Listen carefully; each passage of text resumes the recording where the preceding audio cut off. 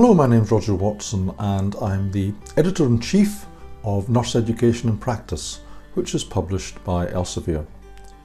I want to talk to you today briefly about what editors are looking for when a manuscript is submitted.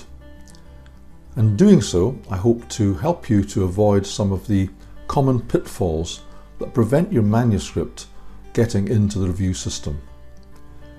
If a manuscript is not addressing what the editor wants when he or she sees it initially, it's likely to be desk rejected. That means it will come back to you, probably without any explanation as to why it has been rejected, but just with a note to say that it's not suitable. This is because, especially in very busy journals, editors don't have much time to read articles in detail if they don't meet the guidance. So in fact, it often depends less on the substance of the article than on the way that it's presented. So what editors are expecting when they see a manuscript is quite simple. They're expecting it to follow the guidance for the journal. And I have to say that nearly half of the articles that busy editors receive, certainly in my case, are rejected simply on the basis that they do not meet the guidance. So it's very important to get this right at the submission stage. And there is no real excuse for not doing so, because the guidance is all published online. All journals are online these days. If you go to the landing page, the most important thing that you can look at is the link to the guidance for authors. And I always strongly encourage people, before they even begin to write a manuscript, to be absolutely clear which journal it's going to be going to initially. In that way, you can check the guidance and you can write the article according to the guidance.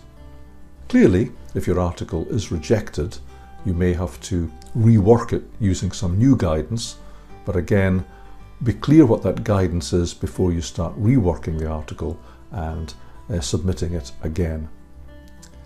So, what does the guidance tell us? Well, the guidance ranges from some fairly superficial things, which is what the editor-in-chief is looking for initially, down to some more detailed aspects, which will probably be checked by someone at the journal desk afterwards. And again, in some cases, they may also be able to reject your manuscript if it doesn't meet the guidance. But at the most superficial level, we're looking clearly for articles that fit the journal.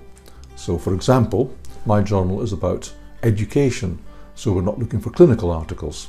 And some journals are purely clinical, so they won't be looking for educational articles. So do make sure that you know what the journal is about and what its mission is about and what its aim is about. That will be given in the guidance.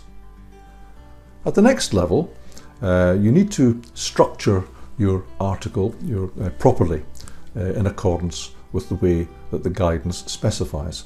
So the manuscript needs to be of the appropriate length, and it needs to be divided into the appropriate sections. In other words, it has to have the structure that the guidance specifies. So for example, all journals will ask you to submit an abstract with your article, and in the vast majority of journals now, these days, the article abstract should be structured, and it has to be structured using exactly the headings and subheadings that the journal specifies. So for example, if the abstract asks you for a name and background, design, method, results and conclusion, and then keywords, make sure that all of these things are included. Don't put objectives if it asks for aim, for example. Don't put the background before the aim. Have all the headings and subheadings that the journal guidance requires and have them in the correct order. Now the same applies to the main manuscript. That will be similarly structured, probably with an introduction and a background, methods, results, discussion and conclusion, and perhaps one or two other subheadings like limitations or future research or implications. These things will all be given in the guidance. And another useful thing that you can do is to go to a recent issue of the journal and take a look at how articles are structured, and make sure that the kind of article that you want to submit is structured correctly. For example, empirical articles may be structured differently from review articles.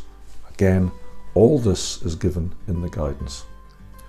So that's at a fairly superficial level, getting the length and the layout correct and having a title which clearly indicates that your article fits the journal. Most busy journal editors will not have time to read more than the abstract, and if the abstract isn't correct, they probably will not read any more, and they may well desk reject your article. So it's crucial, especially, that you get the abstract right, and at least the paper may then get into the reviewing system. No guarantee that it will be accepted, but of course if it doesn't get into the reviewing system, it will have no chance of being accepted. So I'm repeating myself, but just make sure that you get these initial fairly superficial things correct, and at least show the editors and the editor-in-chief and other people working on the journal that you've paid them the compliment of looking at the guidance. Now beyond that, of course, the guidance will have many more details. For example, the specific referencing system to be used, make sure that you get that right. It'll have a lot of detailed guidance about how to present abbreviations and things like that. I'm not saying that these are not important, but many of these things can be fixed afterwards if you get them right. But do try to get them right at submission. The more you get right, the more likely your article is to go into the review system.